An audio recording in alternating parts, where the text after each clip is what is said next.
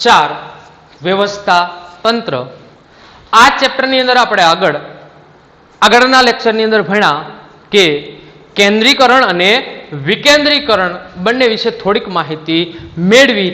એ પછી આપણે ભણ્યા વિકેન્દ્રીકરણ એટલે શું, એનાથી વિકેન્દ્રીકરણ દ્વારા આપણને શું ફાયદો થાય, એટલે કે વિકેન્દ્રીકરણનું મહત્વ જોયું હતું કે વિકેન્દ્રીકરણ એટલે શું, ઉચ્ચ સપાટીથી તળ સપાટી સુધી સત્તાની વહેંચણી કરવામાં આવે એને આપણે શું કહીએ છીએ, વિકેન્દ્રીકરણ તરીકે ઓળખીએ છીએ।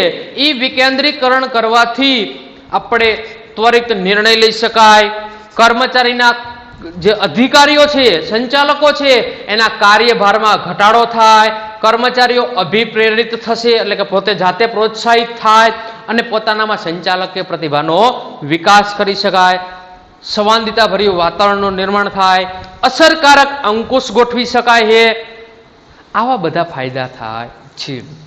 પણ વિકેન્દ્રીકરણની એક મર્યાદા હતી, એક બે, કે જ્યાં એકમનું કદ નાનું હોય એવી જગ્યાએ વિકેન્દ્રીકરણ ઉપયોગમાં આવી શકતો નથી। અને બીજું પોઈન્ટ હતો કે જ્યાં રહસ્યની જાળવણી શક્ય હોય, જાળવણી કરવી પડે એવી હોય એવા સંજોગોની અંદર પણ વિકેન્દ્રીકરણ ઉપયોગમાં આવતું નથી। ત્યાં કેવું ઉપયોગમાં આવે, કેન્દ્રીકરણ। અને ઘણી વખત શું થાય કે સમાન નીતિનો અમલ કરવો પડે એવો હોય, જરૂરી હોય, પણ અહીંયા અમલ થઈ શકતો ન હોય તો ત્યાં વિકેન્દ્રીકરણ ઉપયોગમાં આવતું ન હોય, અહીંયા નિષ્ફળ જાય છે। હવે આપણે જે ભણવાનો છીએ એ મુદ્દો છે આપણો સત્તા સોંપણી। શું મુદ્દો છે, સત્તાની સોંપણી। મેં આગળ પણ વાત કરી હતી કે સત્તા સોંપણી છે એની અંદરથી પહેલા આપણે બે સત્તા છે ને, એ સત્તાના બે અર્થ છે। પહેલો અર્થ છે સત્તાનો કાયદા મુજબ, શું કીધું, કાયદા મુજબ, અને બીજો અર્થ છે આપણો કયો છે, સંચાલન મુજબ। કાયદા મુજબ અને સંચાલન મુજબ બંને મુજબ અર્થ એના ફેર થાય છે સત્તાના, યાદ રાખજો। કાયદા મુજબ એટલે કાયદેસરના પગલા લેવાનો અધિકાર, એટલે શું કીધું, સત્તા। કાયદેસરના પગલા, કે ઓલો વ્યક્તિએ કોઈ પણ દાખલા તરીકે ડ્રાઇવિંગ કરતા હોય તો ડ્રાઇવિંગ કરતી વખતે કોઈ નિયમ હોય કે લાયસન્સ રાખવું ફરજિયાત છે, પણ લાયસન્સ રાખ્યું નથી તો એની સામે કાયદેસરના પગલા ભરવા, જે પણ દંડ થતું હોય અથવા વાહન ડિટેન થતું એ કરવાનું, કાયદેસરના પગલા લેવાનો અધિકાર છે। એને સત્તા મળી આરટીઓ અધિકારીને કે એ વ્યક્તિ વાહન ઉભું રખાવી શકે, એની પાસે દંડ લઈ શકે, જો એ દંડ ન ભરે તો વાહન ડિટેન કરવાનો પણ એની પાસે અધિકાર છે। આ કાયદા મુજબ એને સત્તા મળી।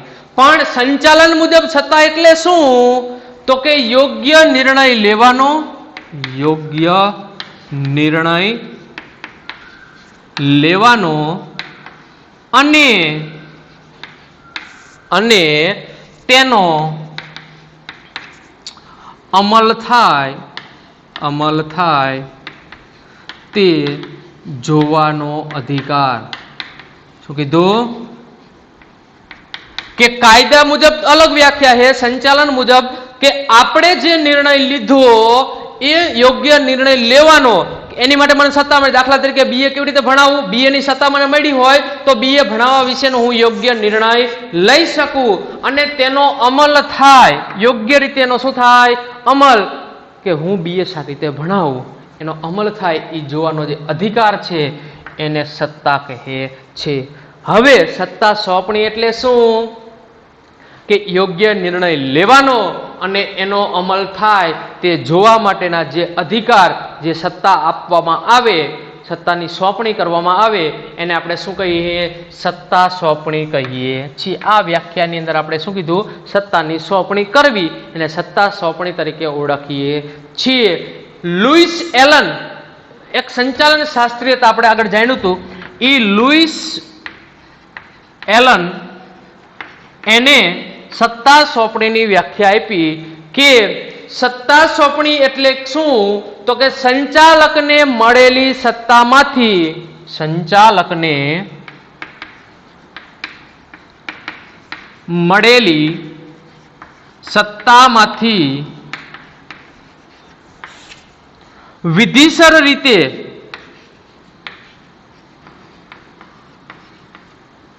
વિધિસર રીતે સત્તાની તાબેદારને વહેંચણી કરવી. શું કીધું? લુઈસ એલને શું કીધું કે સંચાલકોને તમે જે સત્તા મળી છે એ સત્તામાંથી વિધિસર રીતે મદદનીશોને સોંપી તેઓને વહેંચણી કરીને તેઓ એટલે કે તાબેદારો અન્ય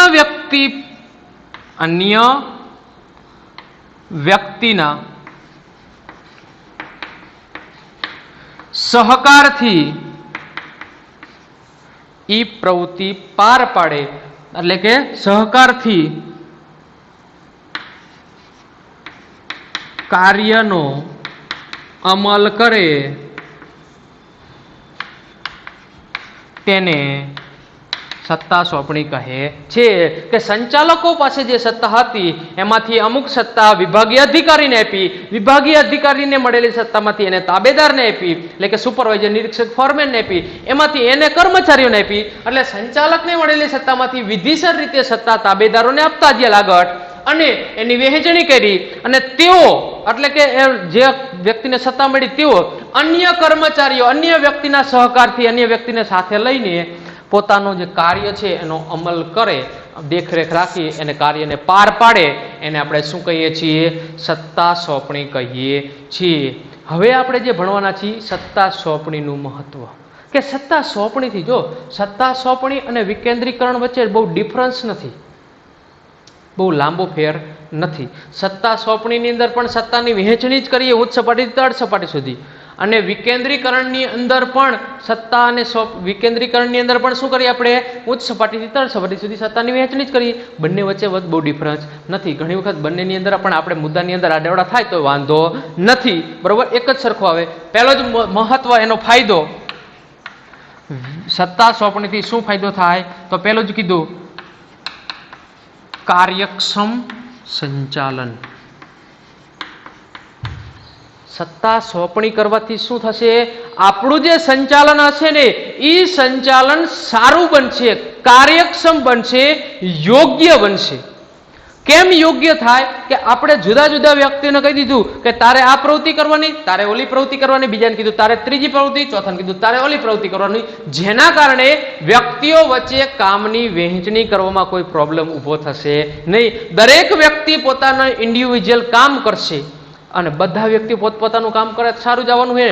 હું એમ કહું કે આપણે 12 કોમર્સ બોર્ડમાં રિઝલ્ટ સારું લાવવું છે, સારા ટકાવારી લાવી છે, તો સારા ટકાવારી લાવવા માટે શું કહું? સાથે સાથ વિષય શિક્ષકોને કહું કે તમારે તમારા વિષયની અંદર વિદ્યાર્થી પાસે સારામાં સારું પરિણામ આવવું જોઈએ.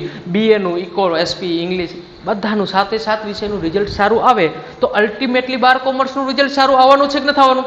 હા કે ના? એ જ વસ્તુ છે કે સંચાલન ક્યારે સારું થાય? તો બધા વ્યક્તિઓ ભેગા મળી અને સારું કામ કરશે, યોગ્ય કામ કરશે એટલે સંચાલન સારું થાય છે. એટલે પહેલો મુદ્દો કીધો કે એકમનું સત્તા સોંપણી કરવાથી એકમનું કામ કેવું થશે? કાર્યક્ષમ રીતે, સારામાં સારી રીતે એનું સંચાલન થશે. પછી કર્મચારીનો બીજો ફાયદો શું થાય? કર્મચારીનો વિકાસ થશે. શું કીધું? કર્મચારીનો શું થાય? વિકાસ. કે જે ધંધાકીય એકમમાં કર્મચારી કામ કરે છે એને આપણે સત્તાની સોંપણી કરી, કે અન્ય વ્યક્તિ પાસેથી કેવી રીતે કામ લેવું એના માટે આપણે એને શીખવાડ્યું કે તું આવી રીતે કામ લઈ શકે, આવી રીતે કામ લેવું, અથવા એ જાતે શીખો, જેથી કર્મચારીનો વિકાસ થશે. કે ના, હું અન્ય વ્યક્તિ પાસેથી કામ લઈ શકું છું, હું કંપનીનું સંચાલન કરવું હોય તો કરી શકું, હું મારા વિભાગનું કામ કરી શકું, મારું કામ સમયસર પૂરું કરી શકું, સારી રીતે કામ પાર પાડી શકું છું. આ કર્મચારીમાં ઓટોમેટિક વિકાસ થશે. એક સિમ્પલ વસ્તુ છે કે તમે પ્રથમ વખત વાર્ષિક હિસાબનો દાખલો ગણો એટલે 40 થી 45 મિનિટનો સમય લાગે, એક પહેલી જ વખત દાખલો ગણો. હવે એ જ દાખલો તમારે બીજી વાર, ત્રીજી વાર, 5મી વાર, 10મી વાર ગણો એટલે એ સમય કેવો થાય? 10 મિનિટ કે 15 મિનિટની અંદર તમારો દાખલો પતી જાય. એ જ વાર્ષિક હિસાબનો દાખલો જે પહેલા 45 મિનિટનો લાગતો હતો સમય, એ હવે 15 મિનિટમાં વધશે. કેમ? તમારો વિકાસ થયો ને, કે જે રકમ, જે આઈડિયા તમારે હવે એ વાર્ષિક હિસાબનો દાખલાની જે રકમો તો એની એન્ટ્રીઓ શું થાય એ જોવા પડી નહીં. હવે તમને મોઢે થઈ ગઈ, યાદ રહી ગઈ, એટલે ફટ દેખા તમે એનો આન્સર લખી શકો. એટલે તમારો વિકાસ થયો. એટલે કર્મચારીને આપણે સત્તાની વહેંચણી કરશું એટલે કર્મચારીનો પણ શું થશે? વિકાસ થાય છે. આગળ કીધું ત્રીજો મુદ્દો અભિપ્રેરણ. અભિપ્રેરણ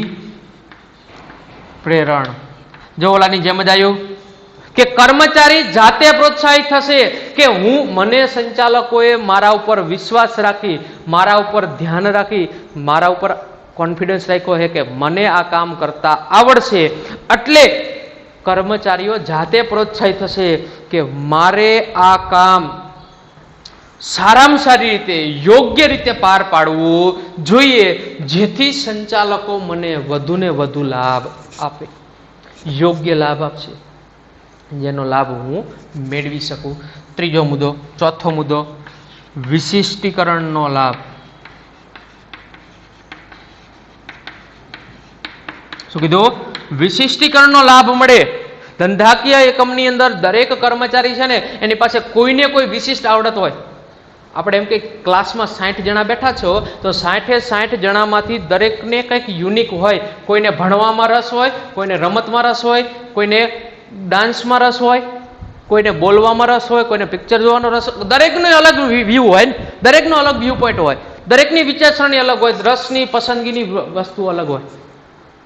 એટલે જે વ્યક્તિને જેવો અધિકાર છે, દાખલા તરીકે હું BA અને SP ભણાવું કેમ કે મારા રસનો વિષય, મારો મેઇન સબ્જેક્ટ એકાઉન્ટ ગણાય, હું એકાઉન્ટ્સ કોમર્સનો શિક્ષક ગણાવું, પણ હું ભણાવું છું BA કેમ તો કે મારા પાસે એના વિશેનું પૂરતું જ્ઞાન છે, મારા પાસે આવડત છે, એનો સમજાવવાની લાભ આવડત છે, કૌશલ્ય છે, એટલા માટે હું એ વિષય ભણાવું છું જેથી વિદ્યાર્થીઓને મારો લાભ મળે વધુને વધુ. હું જો ઇંગ્લિશ ભણાવતો લાભ મળે. વિશિષ્ટીકરણ, મારી પાસે એનું જ્ઞાન નથી તો એનો લાભ વિદ્યાર્થીઓ લઈ શકવાના નથી, એટલે વિશિષ્ટીકરણનો લાભ મળશે વિદ્યાર્થીઓને. પાંચમો મુદ્દો કીધો કે વિશિષ્ટીકરણનો લાભ મળ્યા પછી આપણે શું કીધું? સંકલન થાય. બધા વ્યક્તિઓ વચ્ચે સંકલન કરી શકાય, જોડી શકાય એકબીજા વિભાગીય અધિકારીઓને, અને એના દ્વારા આપણને શું ફાયદો થશે કે એકબીજા વિભાગીય પ્રવૃત્તિઓ એકબીજા સાથે જોડશે એટલે કંપનીને ફાયદો થાય, સંકલન થશે, એટલે કંપનીનું કોઈ કાર્ય કરવાનું રહી જાય નહીં અને કોઈ કાર્ય બેવડાતું નથી. અને છેલ્લો મુદ્દો, છઠ્ઠો મુદ્દો, છેલ્લો ફાયદો કીધો વિસ્તરણની તક. વિસ્તરણની તક મળે, કંપની પાસે ઓપોર્ચ્યુનિટી ક્રિએટ થાય, લાભ મળે કે આપણો ધંધાનો વિકાસ વધુને વધુ થાય, સારામાં સારી રીતે લાભ થાય, કંપનીને વધુ પ્રોત્સાહન મળે. જો દાખલા તરીકે આપણે સારામાં સારી મહેનત કરાવતા હોય બધા વિદ્યાર્થીઓને, દરેક શિક્ષકો સારા હોય, વિદ્યાર્થીઓ સામે એટલે ને એટલી મહેનત કરતા હોય ને, તો બોર્ડની અંદર વિદ્યાર્થીઓના સારા ટકાવારી આવવાનું પર્સન્ટેજ છે ને એ વધી જાય આપણી સ્કૂલનું. કેમ તો કે બંને સાઈડથી મહેનત થાય, શિક્ષકો મહેનત કરે, વિદ્યાર્થીઓ મહેનત કરે, સંચાલક મંડળ એના માટે જરૂરી સગવડ પૂરી પાડે છે, જેના કારણે શું ફાયદો થશે આપણને? એમાંથી વધુને વધુ વળતર મળશે. જે 90% બે વિદ્યાર્થી, 3% 90% વિદ્યાર્થીઓ વાળા 2 જ વિદ્યાર્થી હતા, આજે 10 વિદ્યાર્થી દેશે. આપણો વિસ્તરણ થયો, વિકાસ થયો. કંપનીમાં પણ આ ફાયદો થાય કે કંપનીનો દરેક કર્મચારી વિકાસ પામેલો હોય, સારો કર્મચારી હોય, એને બધી જ આવડત હોય તો કોઈ પ્રોબ્લેમ જ નહીં થાય. માની લો હું BA નો શિક્ષક હું, મને BA SP ઇકો ભણાવતા આવડે, કોઈ SP હું અત્યારે લઉં એક BA વિષય ભણાવી શકું, ભણાવું છું, પણ માની લો કોઈ ઇકોનોમિક્સનો શિક્ષક કોઈ પ્રોબ્લેમથી થયો અને કઈ સ્કૂલમાંથી જતો રહ્યો તો એની જગ્યાએ હું ભણાવી શકું. કેમ તો કે મને ટ્રેનિંગ મળી છે, મને તાલીમ મળી છે, મારામાં એવી આવડત છે અને સંચાલકો સપોર્ટિવ છે કે મને એ કેમ આપે કે તારે આ કામ પૂરું પાડવાનું આત્મવિશ્વાસ કે એ કામ કરી શકશે. એટલે વિસ્તરણ થાય, ધંધાનો વિકાસ થાય, કંપનીનું કે ધંધાનું કોઈ પણ કાર્ય અટકશે નહીં સત્તા સોંપણીના કારણે. એટલે આ હતો આપણો સત્તા સોંપણી. એનાથી શું ફાયદા થાય એ આપણે જોઈએ. હવે જે આપણો પ્રશ્ન છે ચેપ્ટરનો છેલ્લો પ્રશ્ન, બહુ મહત્વનો પ્રશ્ન, સત્તા સોંપણીના મૂળ તત્વ. શું કીધું? સત્તા સોંપણીના મૂળ તત્વો. કેટલા માર્કમાં પૂછાય? 3 અને 5 માર્કની અંદર પ્રશ્ન પૂછવામાં આવે છે કે સત્તા સોંપણી. લુઈસ એલને કીધું કે સત્તા સોંપણી એ અન્ય વ્યક્તિને સત્તા અને જવાબદારી સોંપણી કરી અસરકારક દેખાવ માટે ઉત્તરદાયિત્વની સોંપણી છે. લુઈસ એલને શું કીધું? જો ખાસ યાદ રાખજો, લુઈસ એલન સંચાલન શાસ્ત્રી હતો, એને કીધું કે સત્તા સોંપણી એ સત્તા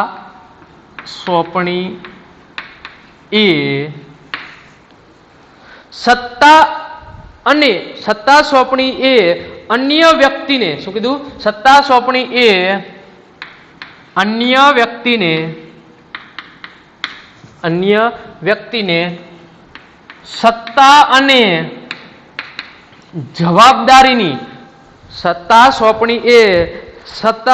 અસરકારક જવાબદારી, સત્તા અને જવાબદારીની સોંપણી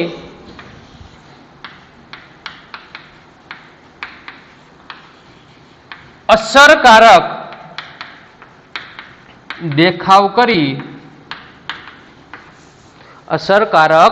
દેખાવ કરી ઉત્તરદાયિત્વનું સર્જન કરવાનું છે.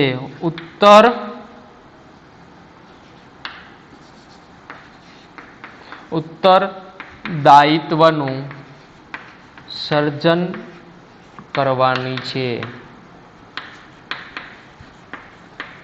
કે સત્તાની સોંપણી કરીએ તો સત્તા સોંપણીના મૂળ તત્વ 3 છે. સત્તા જવાબદારીની સોંપણી, સત્તાની સોંપણી અને ઉત્તરદાયિત્વનું સર્જન. સત્તા અને જવાબદારીની આપણે સોંપણી કરશું એટલે એ વ્યક્તિ એનો અસરકારક ઉપયોગ કરશે એટલે એનું ઉત્તરદાયિત્વ બને છે. આગળ સત્તા સોંપણીના મૂળ તત્વની એક આકૃતિ આવે છે, યાદ રાખજો ખાસ, 2 માર્કમાં પૂછાય છે. સત્તા સોંપણીના તત્વો.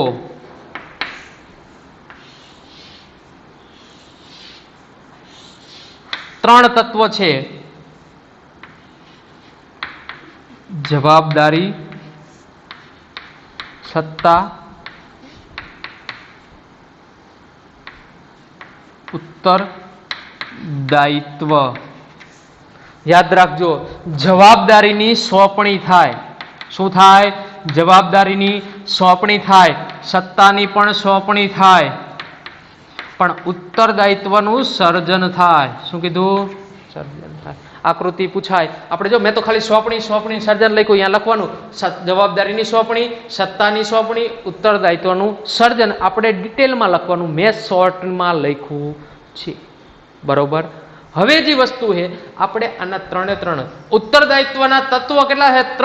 3 તત્વો વિશે આપણે અભ્યાસ કરવાનો છે. આપણે 5 માર્કની અંદર પૂછાય એટલે આપણે 3 તત્વો સમજાવવાના. આકૃતિના તમને કેટલા માર્ક મળે છે? 2 માર્કમાં મળે છે. સૌથી પહેલા જો, આમાં ક્રમ નહીં બદલાવાનો, ખાસ યાદ રાખજો. 3 તત્વ ક્રમમાં જ આવવા જોઈએ. પહેલું આવશે જવાબદારીની સોંપણી. એમાં શું કીધું? તો કે જવાબદારીના, જો આને બીજો પ્રશ્ન પણ એમ પૂછાય કે સત્તા સોંપણીના મૂળ તત્વો જણાવો, અથવા એમ પણ પ્રશ્ન પૂછાય છે 3 માર્ક કે 5 માર્કમાં કે સત્તા સોંપણી એ ત્રિપાઈના 3 પાયા જેવી છે, વિધાન સમજાવો. શું કે? સત્તા સોંપણી ત્રિપાઈમાં કેટલા પાયા? 3 પાયા કેવા હોય? સરખા. ત્રિપાઈના 3 પાયા જેવી છે, વિધાન સમજાવો. તો એની અંદર આ જ પ્રશ્ન આપણે લખીએ છીએ, એ ભૂલવાનું નહીં. પ્રશ્ન ભલે ગમે તે ફેરવીને પૂછ્યો હોય પણ એ જ આવશે આની અંદર. એટલે ત્રિપાઈના 3 પાયા હોય, 3 પાયા સરખા જ હોવો જોઈએ. એક પણ પાયો આઘો પાછો હોય તો શું થાય? તો ત્રિપાઈ સરખી ઊભી રહે નહીં. એટલે ત્રિપાઈના 3 પાયા જેવી છે. પહેલી આવે જવાબદારીની સોંપણી. જવાબદારીની સોંપણી કરવાથી તાબેદાર અને ઉપરી અધિકારી વચ્ચે સંબંધ પ્રસ્થાપિત થાય. શું કીધું? જવાબદારીની સોંપણી કરવાથી તાબેદાર અને ઉપરી અધિકારી એના વચ્ચે સંબંધ બને. દાખલા તરીકે એમડી, મેનેજિંગ ડિરેક્ટર, એના નીચે જીએમ આવ્યા, જનરલ મેનેજર લખો, એના નીચે 3 વિભાગ પડ્યા: ઉત્પાદન, વેચાણ ને વહીવટ. હવે આમાં થાય શું? તો કે આપણે આ જવાબદારીની સોંપણી કરશું. જવાબદારી છે ને, આની જવાબદારી કોણ લેશે? General manager. વેચાણ અધિકારીની જવાબદારી કોણ લે? General manager. અને વહીવટ વિભાગની જવાબદારી કોણ લેશે? General manager. જવાબદારીનો જે પ્રવાહ છે ને, જવાબદારીનો પ્રવાહ ઉપરથી નીચેથી ઉપર તરફ હોય. જવાબદારીની સોંપણી આવે ને, જવાબદારીનો પ્રવાહ ઉપરથી નીચેથી ઉપર તરફ જાય. કે આનો ઉત્પાદન વિભાગનો જવાબદાર કોણ? General manager. વિદ્યાર્થીનો જવાબદાર કોણ? ક્લાસમાં હોય એ શિક્ષક. શિક્ષકનો જવાબદાર કોણ? પ્રિન્સિપાલ. પ્રિન્સિપાલના જવાબદાર કોણ? ટ્રસ્ટી. ખબર પડી આમાં જવાબદારી કે એ વ્યક્તિઓ ક્લાસમાં વિદ્યાર્થીઓ બરોબર કામ કરે છે કે નથી કરતા એ જોવાની જવાબદારી કોની રહી? શિક્ષકોની. પેલા જવાબદારી આપી આપણે કે તું એ ક્લાસમાં જા અને બધા જ વિદ્યાર્થીઓ સારી રીતે કામ કરતા હોવા જોઈએ. આ મને જવાબદારી આપી, બરોબર. એટલે જવાબદારી દ્વારા ઉપરી અધિકારી અને તાબેદાર વચ્ચે સંબંધ બંધાણો કે એ વ્યક્તિ મારો ઉપરી અધિકારી, મને હુકમ આપ્યો, એ મારો ઉપરી અધિકારી છે, હું એનો તાબેદારમાં રહી શકું છું. એટલે એનો પ્રવાહ યાદ રાખજો, જવાબદારીનો પ્રવાહ કેવી રીતે જાય? નીચેથી ઉપર તરફ પ્રવાહ ગતિ કરે છે. જવાબદારી. બીજું, સત્તાની સોંપણી. આગળ આપણે ભણ્યા સત્તા એટલે શું? તો કે આપણે જે કામ કરવાનું છે એ કામ કરવા માટે આપણે યોગ્ય નિર્ણય લઈ શકીએ અને એ નિર્ણયનો યોગ્ય અમલ થાય કે નહીં તે જોવાનો આપણો અધિકાર. એને આપણે શું કહીએ? સત્તા સોંપણી. મને કીધું કે તમે ક્લાસમાં જાઓ અને વિદ્યાર્થીઓ પાસે યોગ્ય પ્રવૃત્તિ કરાવો, કાર્ય કરાવી શકો, તો એ મને જવાબદારી આપી. પણ માત્ર જવાબદારીથી કામ થાય નહીં, સામે મને સત્તા પણ મળવી જોઈએ. હા કે ના?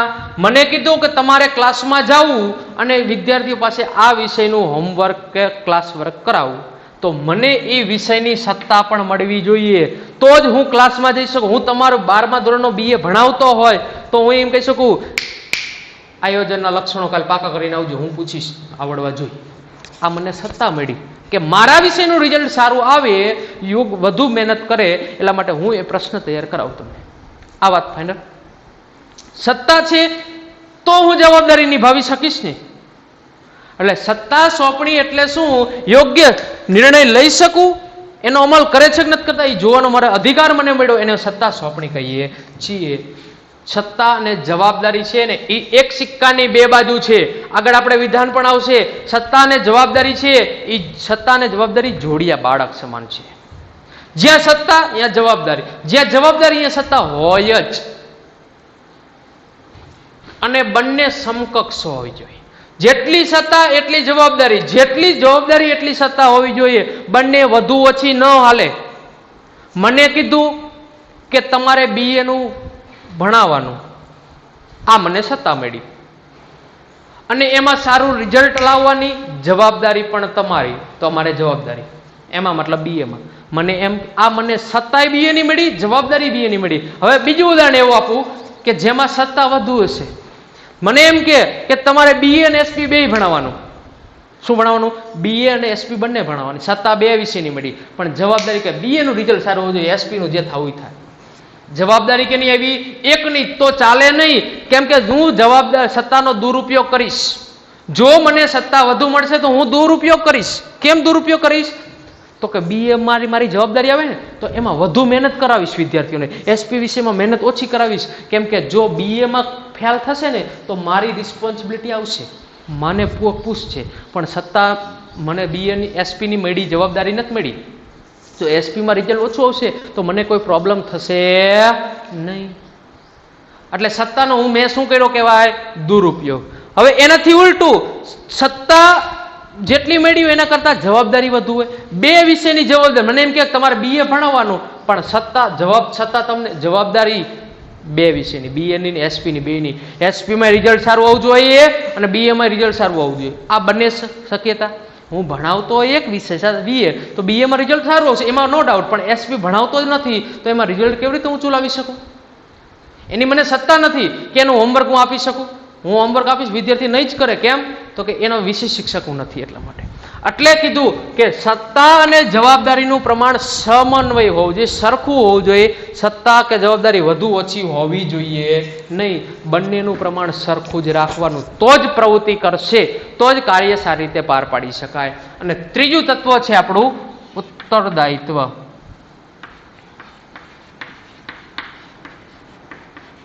કીધું સત્તાનો પ્રવાહ ઉપરથી નીચે હોય જવાબદારીનો પ્રવાહ નીચેથી ઉપર હોય અને ઉત્તરદાયિત્વ મતલબ શું?